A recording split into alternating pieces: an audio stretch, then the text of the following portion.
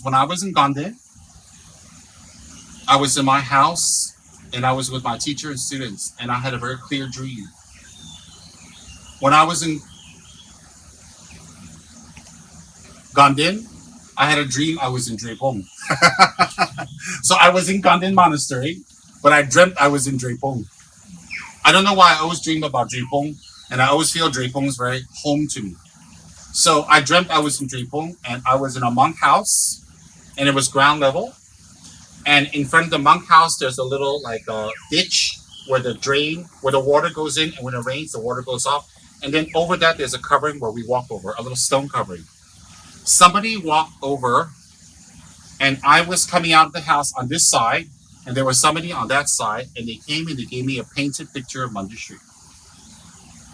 And I took it in my dream and I looked at it. And the Manjushri in my dream was like this. Golden in color, yellow, orange, golden in color. And his hand is like this, holding a lotus with a book.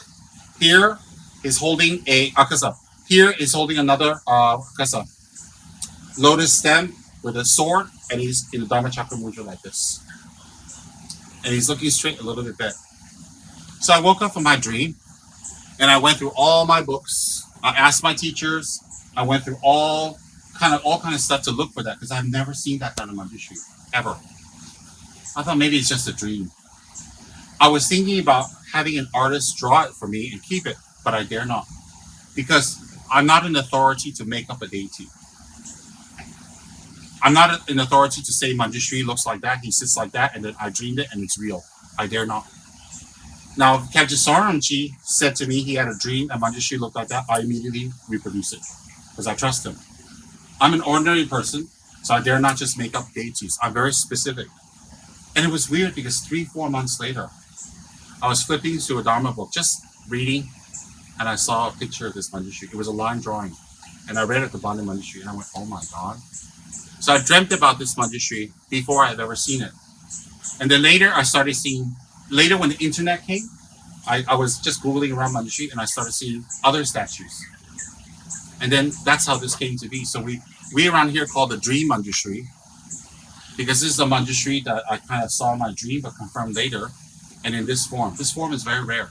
This form is the Manjushri teaching the Dharma, and his leg down, meaning he's ready to get up to assist you. One leg up, one leg down. So I made this all over. I made it all over not because I dreamt it. I made it all over because I saw it in the book, and it's confirmed that there's such a form. Otherwise, like I said, I dare not. Whatever is in the Dharma, that is that. I'm not in any authority to change it. So when I teach 30 Shivan to people, I don't change things around. I give it to you like I learned. But the method I may do it is different, more modern. But the actual teaching, I dare not change it. Because if you change it, it might not have effect. I'm not that authority. Does everybody understand? So this is the dream Manjushri.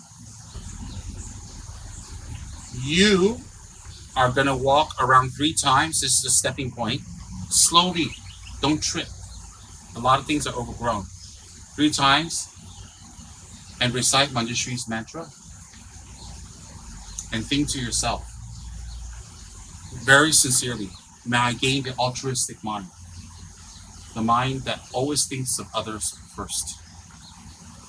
May I gain the mind that renounces activities that hurt others and myself. Renunciation.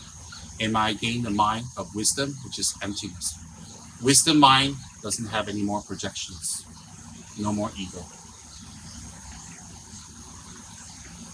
So think, may I gain the altruistic mind. May I gain, very auspicious. May I gain the altruistic mind. May I gain the renounced mind. And may I gain the mind that has wisdom, that counters projections and my ego.